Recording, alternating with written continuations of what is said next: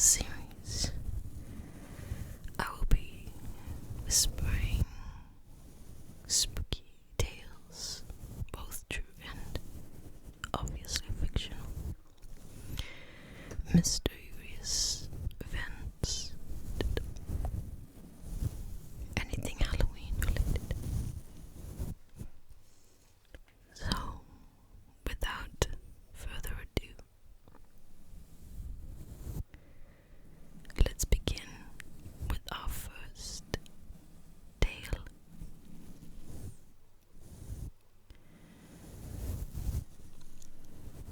In the heart of the rolling French countryside,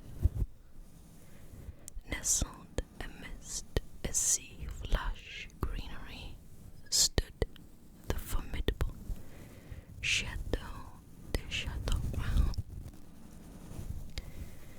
This ancient castle, with its formidable stone walls and towering turrets, held a secret that would send shivers down the spines of even the bravest souls. For within its imposing walls, the spirit of Françoise Defoe, a woman accused of treachery and executed by her jealous husband, Jean de Laval, was said to roam. Her ethereal presence, a testament to a tragic tale of betrayal, vengeance, and restless yearning for justice. The tale began in the turbulent 16th century, a time of political intrigue and power struggles. Françoise, a woman of striking beauty and intellect, had captured the heart of the dashing Jean de Laval, a nobleman of immense wealth and influence.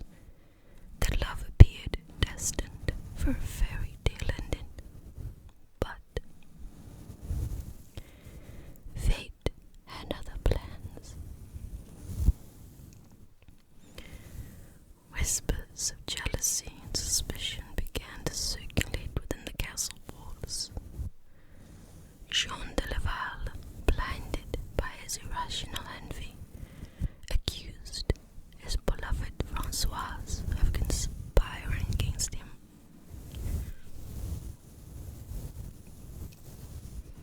Of plotting with his rivals to undermine his power. It was a cruel and baseless accusation, but in that era, such charges carried dire consequences.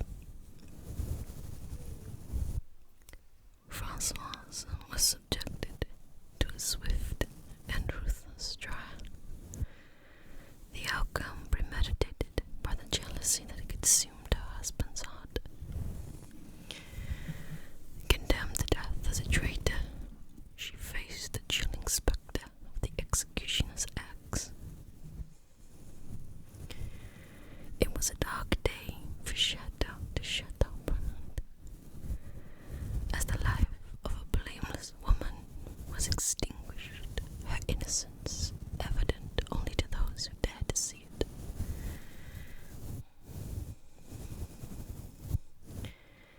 Yet justice was not done. The castle's grand halls, once filled with laughter and love, were now tainted by a lingering sorrow. The moment the blade fell, the castle seemed to absorb Françoise's anguish, her spirit forever entwined with its cold stone corridors. Over the centuries that followed, the chateau's reputation as a haunted place grew. Visitors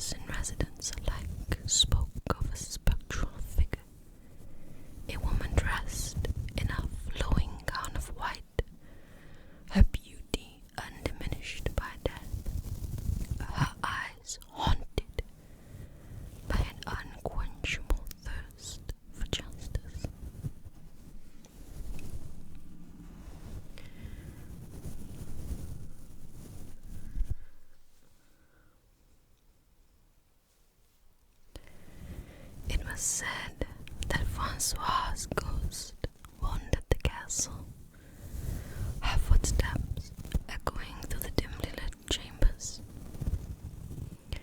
Her mournful sighs carried on the chilling draughts that swept through the halls.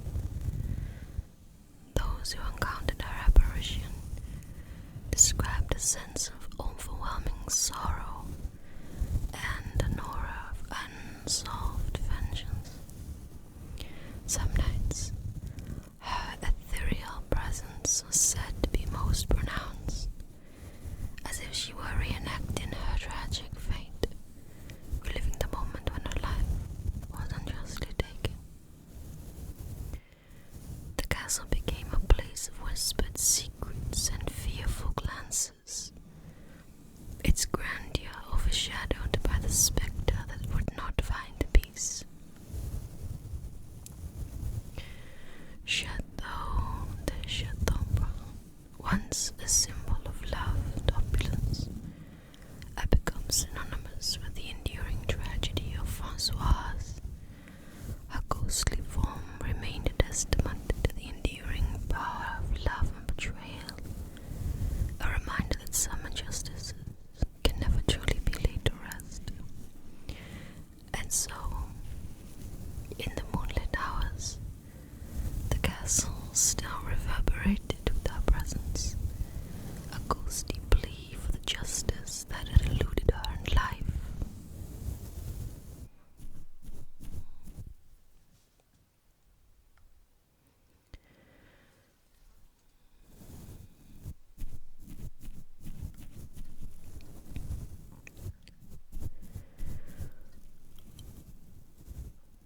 On the misty shores of Loch in the heart of Scotland, Kilin Castle stood as a testament to both beauty and sorrow. Its grey stone walls defiantly against the dramatic backdrop of rolling hills and the shimmering waters of the loch, but beyond its picturesque facade lay a tale that would chill the hearts of those who ventured near.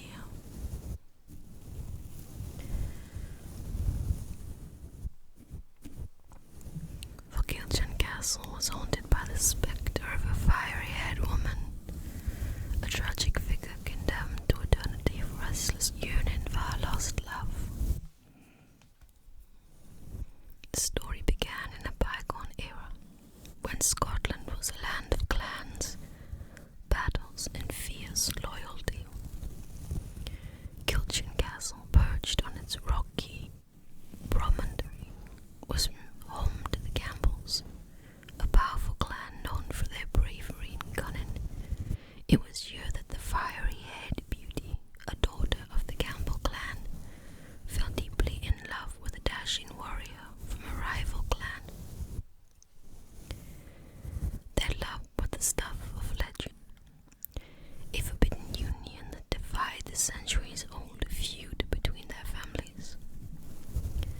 The clandestine meetings beneath the moonlit sky, the stolen glances and the whispered promises all seemed destined for a tragic end.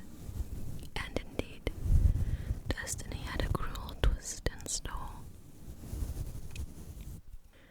One fateful night, the lovers had planned to elope, to escape the clutches of their warring families, and begin a life together. But as they made their way through the darkened corridors of Kilin Castle, their secret rendezvous was discovered. Betrayed by a jealous relative, the clansmen descended upon them with a fury that knew no bounds. In the echoing halls of Kilin, the lovers were torn apart. The fiery-haired woman, her heart breaking as she witnessed her love being dragged away, let out a haunting cry that would forever linger in the castle's stones. It was a cry of despair, of love torn asunder, and of a future cruelly denied. Her beloved was never seen again, lost to the mists of time and the unforgiving loch that cradled the castle.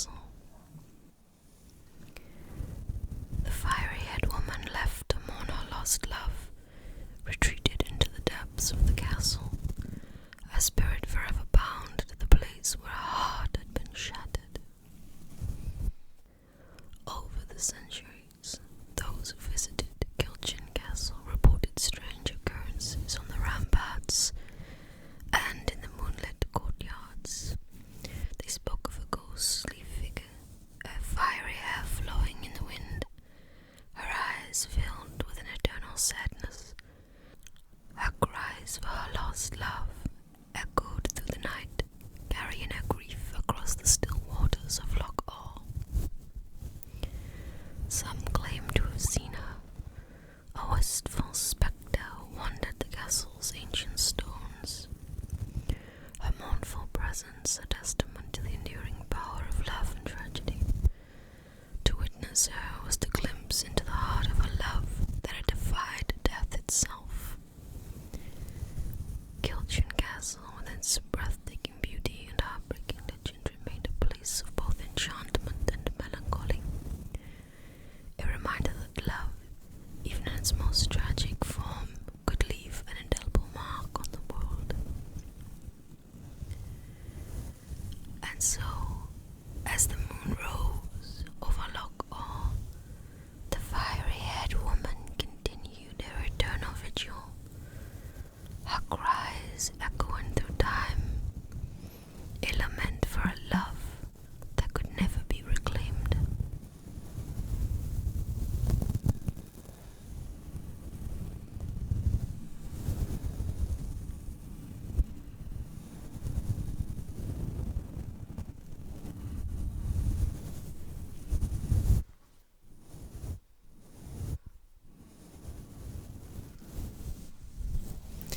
Deep within the heart of the enchanted German forest, Elt's castle stood as a magnificent test to centuries of history and tradition.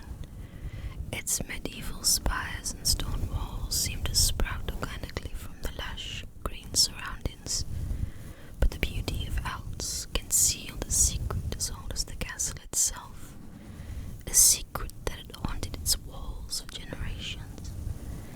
The spectral presence of the White Lady, a phantom shrouded in mystery and duality. The legend of the White Lady was as old as the castle itself, a tale whispered by locals and passed down through generations. She was said to appear as an omen, a harbinger of death, a spectral messenger from the other world, with her ghostly form graced. When her ghostly form graced the castle's ancient chambers, the Elt's family knew that tragedy was imminent. But the story of the White Lady was not one of malevolence alone. Despite her chilling association with death, she was also believed to be a protector of Elt's castle. Her ethereal presence was said to shield the fortress from harm, to ward off invaders and bring luck to the family that bore her name.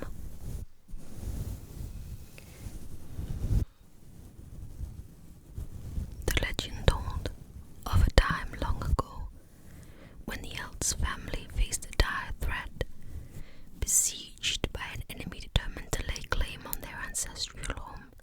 In their darkest hour, as hope waned and despair loomed, the White Lady is said to have appeared, draped in a flowing white gown that seemed to glow with an otherworldly light. She walked the castle battlements, her steps as silent as a whisper. The enemy forces, in awe of her spectral beauty, hesitated in their attack. That hesitation proved to be their undoing. A miraculous turn of events unfolded as a thick fog rolled in from the surrounding forest, obscuring the castle from view and disorientating the invaders. The Elt's family seized the opportunity to mount a daring counterattack, driving the enemy away and securing their ancestral home. The White Lady, her purpose fulfilled,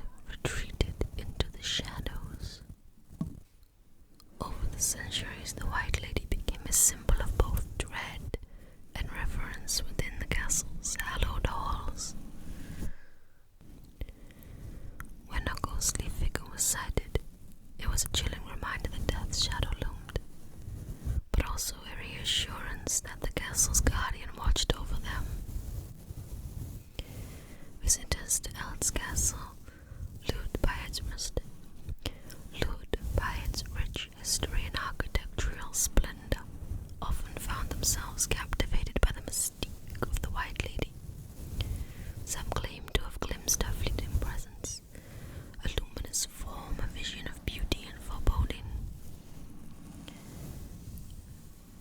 Eld's castle remained a living legend, a place where the past and the present intertwined, where the White Lady's enigmatic spirit haunted the halls, her dual nature a testament to the enduring mysteries of life and death.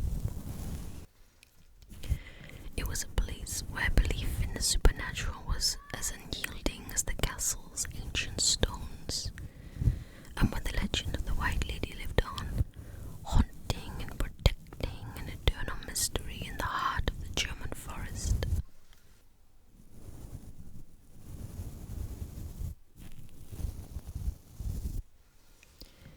In the rugged heart of Slovenia, nestled within the very rock of a towering cliff, lies Bonari Castle, a castle like no other. This is no ordinary fortress. It is a castle carved into the living stone, a tale of human ingenuity and an enduring legend that stretches back to the 15th century.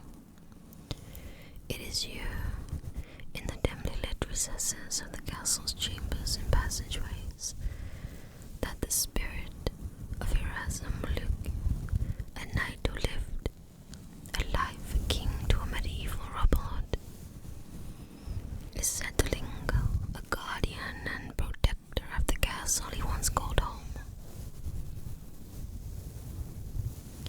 Erasim, a name whispered in awe and reverence throughout the region, was a nobleman in the 15th century.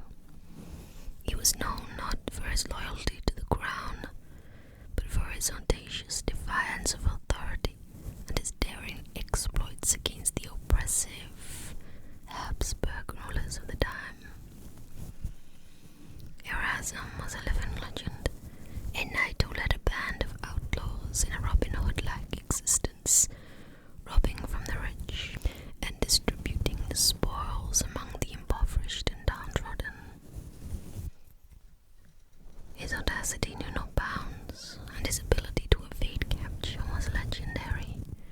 But Grad, a fortress nestled within the very stone of a towering cliff, became his refuge, his impregnable sanctuary. From its rocky stronghold, Erasim defied the Habsburgs, launching daring raids and orchestrating ingenious ambushes. The castle's hidden passages and secret chambers were his allies, his knowledge of the terrain unmatched. But even legends have their endings. Betrayed by a servant who revealed the secret entrance to the castle, Erasim's days of defiance came to a dramatic and tragic close. The Habsburgs, determined to crush this outlaw of the cliffs, laid siege to Grad. It was a relentless assault, one that seemed destined to bring Erasim to his knees. Yet Erasim was not one to surrender. In a final, defiant act, he was said to have met his end, betrayed not by the enemy, but by the treacherous servant who had revealed the castle's secret. In his demise, Erasim achieved a different kind of immortality, as his spirit became bound to the very stone and timber of the fortress. Over the centuries, as the castle stood witness to countless sunsets and storms, visitors to the ancient fortress reported strange occurrences, whispers in the darkness, the clinging of armor, and the faint echo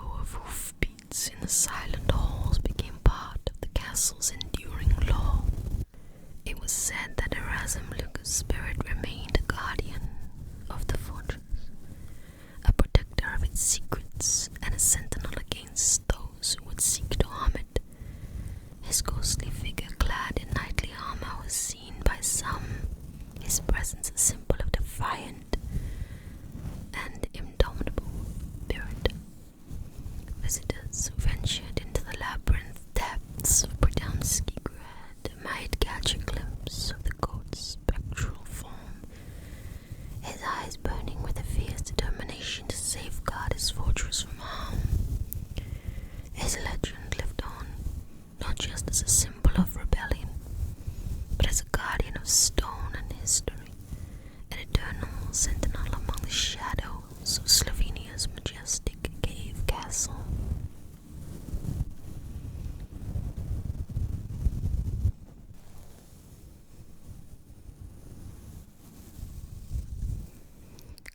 Along the rugged coastline of Northern Ireland, where waves crash against ancient cliffs and the wind carries whispers of bygone centuries, Bonari Castle stands as both a beacon of history and a portal to the supernatural.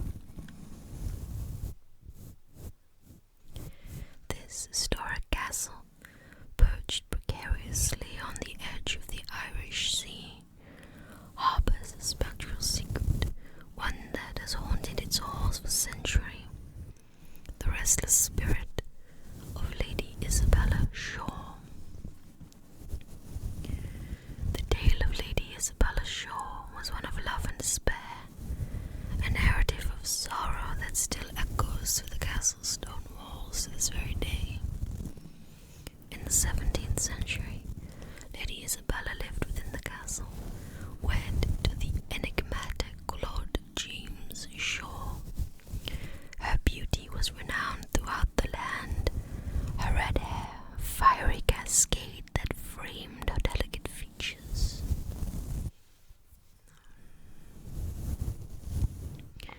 As the story goes, Lady Isabella's marriage to Lord Shaw was far from idyllic. Her husband, plagued by jealousy and suspicion, imprisoned her in the castle's highest tower, a cold and desolate chamber that offered breathtaking views of the tumultuous Irish Sea but kept her isolated from the world. Isabella's cries for freedom and her pleas for mercy fell upon deaf ears, and her life became one of solitary misery. In her anguish, she devised a desperate plan. Using the bedclothes of a makeshift rope, she lowered herself from the tower window, clinging to the hope of escape. Her descent was fraught with danger. The jagged rocks below threatened to end her life prematurely. Miraculously, she survived the treacherous fall, her spirit unbowed. It was the relentless sea that became her ally. Night after night, Lady Isabella roamed the castle corridors, her ghostly presence known to all across her path. She walked with purpose, her spectral form appearing as a harbinger of both hope and dread.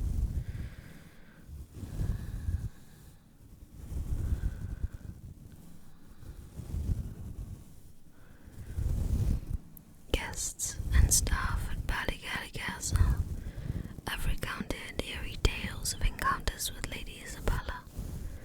Some have heard her gentle sobbing, her mournful cries for freedom still echo through the castle's ancient halls. Some have felt her ghostly presence as a fleeting touch, a cold caress that lingers long after her apparition has faded. But Lady Isabella's spirit is not solely one of sorrow, it also one of protection. Many who have visited the castle have reported feeling a mysterious, comforting presence during her stay, as if the lady herself watches over those who enter her domain. The legend of Bonari Castle and the enigmatic Lady Isabella show lives on, captivating the imagination of those who seek both history and the supernatural. In this wind-swept corner of Northern Ireland, where the line between the living and the dead blurs, Lady Isabella's spirit remains an enduring mystery, a guardian of secrets and a symbol of resilience, forever haunting the shores of Bonari Castle.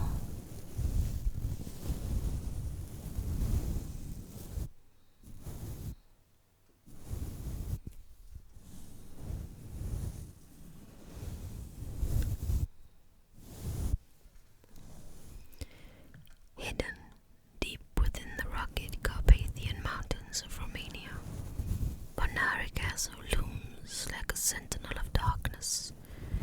Its ancient stone walls cling precariously to the sheer cliffs, all in testament to a time when blood flowed as freely as the mountain streams below. But what sets this castle apart from the rest is not just its imposing presence. It's the relentless specter that dwells within, the vengeful spirit of Vlad the Impaler. The story of Bonari Castle is inextricably linked to the infamous Vlad III, known in history as Vlad the Impaler. In the 15th century, Vladimir ruled Wallachia with a reign of terror that was as brutal as it was legendary. He was the inspiration for Bram Stoker's Dracula, a figure whose sadistic cruelty knew no bounds. Bonari Castle, perched atop a steep mountain peak, served as Vlad's fortress and a symbol of his rule. It was a place where unspeakable horrors unfolded, where the impaling of thousands of victims sent a chilling message to his enemies. As Vlad's reign of terror came to a bloody end, his death did not bring peace to Bonari Castle.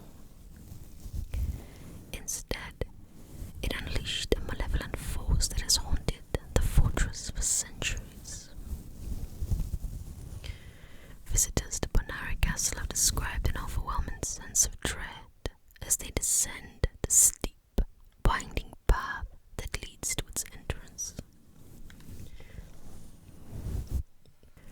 The castle itself is a ruin, its walls scarred by time and neglect, but it is the relentless presence that chills the blood. The ghostly figure of Vlad the Impaler is said to roam the castle's desolate halls. His spectral form, clad in the armor of a merciless warrior, appears at twilight, a menace in silhouette against the fading light. His eyes burn with a malevolence that transcends death. His thirst for vengeance unquenchable. But it is not just Vlad's ghostly presence that unnerves those who dare to tread within Bonari's walls. The cries of his victims, the anguished wails of those who met their gruesome fate at his hands are said to echo through the ruins. The air is thick with the weight of suffering, and palpable reminder of the atrocities that transpired within these haunted stones. Some who have ventured to Bonari Castle have claimed to witness Vlad's ghostly, impaling invisible victims, reenacting his grotesque deeds in the afterlife. Others speak of a blood-thirsty shadow that looms over them, a malevolent force that drives them to the edge of sanity. Bonari Castle remains a place of darkness, a portal to a gruesome past that refuses to be forgotten. Vlad the Impaler's fortress stands as a haunted relic, where history and horror converge, and when the relentless spirit of a tyrant continues to exact a ghostly toll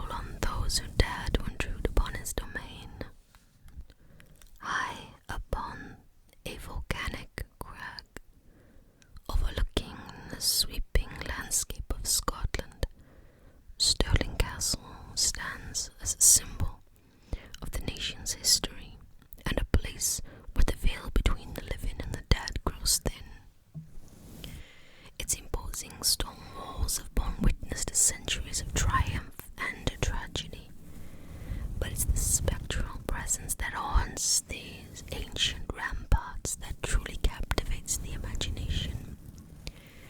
A presence that defies the boundaries of time and mortality.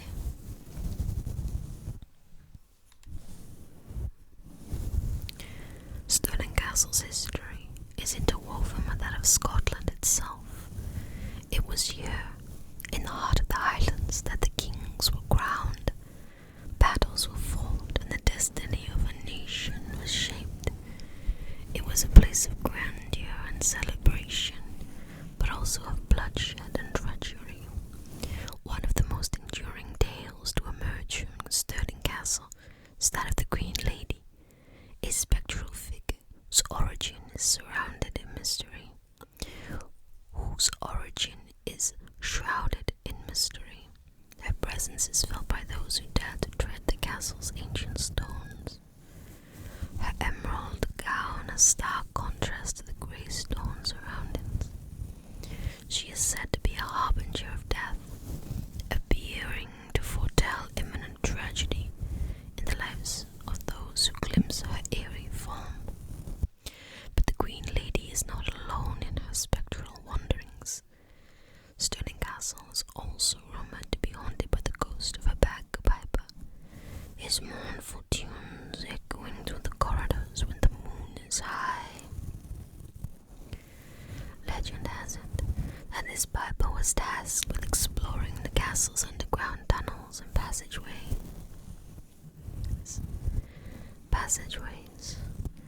His eerie music ceased suddenly, and he was never seen again. Some say his ghost continues to search for a way out, his bagpipes playing eternally in the dark. Visitors to Stirling Castle has described encounters with these relentless spirits.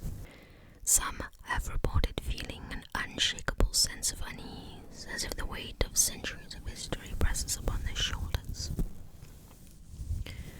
Others have spoken of eerie, inexplicable occurrences, whispers in empty chambers, footsteps echoing in deserted hallways, and sudden, unexplained drops in temperature. As night falls and the castle is bathed in the pale light of the moon, the spirits of Stirling Castle seem to stir, their presence growing more pronounced. It is a place where the past and the present converge, where history and haunting are intertwined. Stirling Castle remains a symbol of Scotland's enduring spirit, a place where the echoes of the past refuse to fade into obscurity.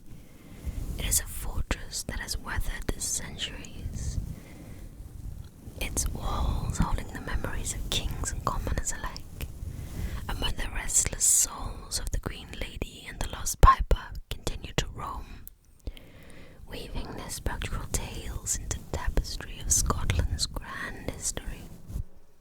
Amidst the rolling vineyards of the Loire Valley in France, the Chateau De-Bria stands timeless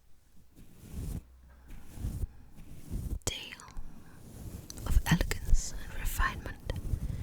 Its graceful turrets and grandeur have long made it a symbol of aristocratic splendor, but beneath its opulent facade lies a chilling story that has seeped into the very stones of the castle. The tale of the Green Lady, a restless spirit who haunts its chambers with an aura of mystery and sorrow.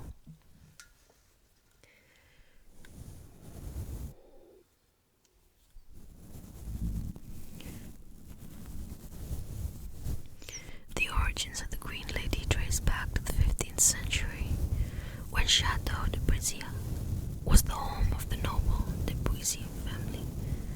Among its residents was Charlotte, a woman of extraordinary beauty and grace. Her flowing green gown, the color of fresh spring leaves, became her signature, earning her the moniker of the Green Lady. But behind the facade of elegance lay a tale of jealousy and betrayal. Charlotte's marriage to her husband Jacques was tainted by suspicion. Whispers of infidelity circled like vultures, and Jacques' jealousy knew no bounds.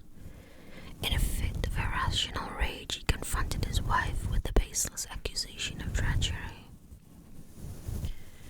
It was a tragic tale. It was a tragic end that awaited Charlotte. Jacques, driven to madness by his suspicions, struck her down in a fit of jealous fury.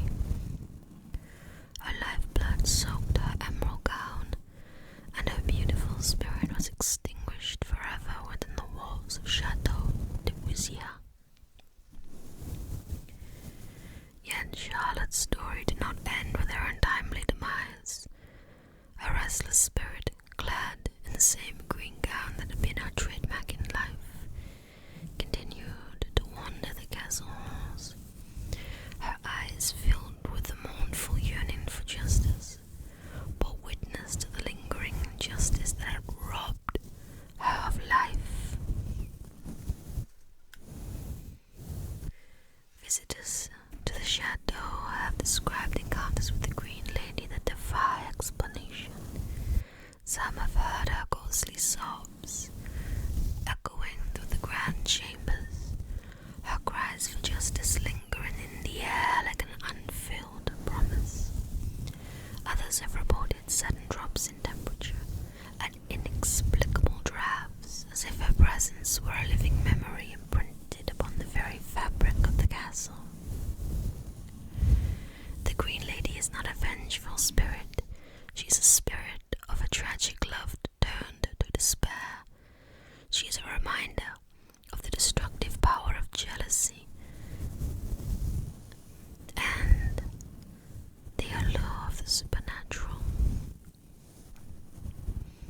Chateau De-Bria, a place where history and haunting intertwine, remains a captivating testament to the enduring mystery of the Green Lady. Her ghostly presence, clad in emerald silk, wanders the castle corridors, a poignant reminder of the dark secrets that lie beneath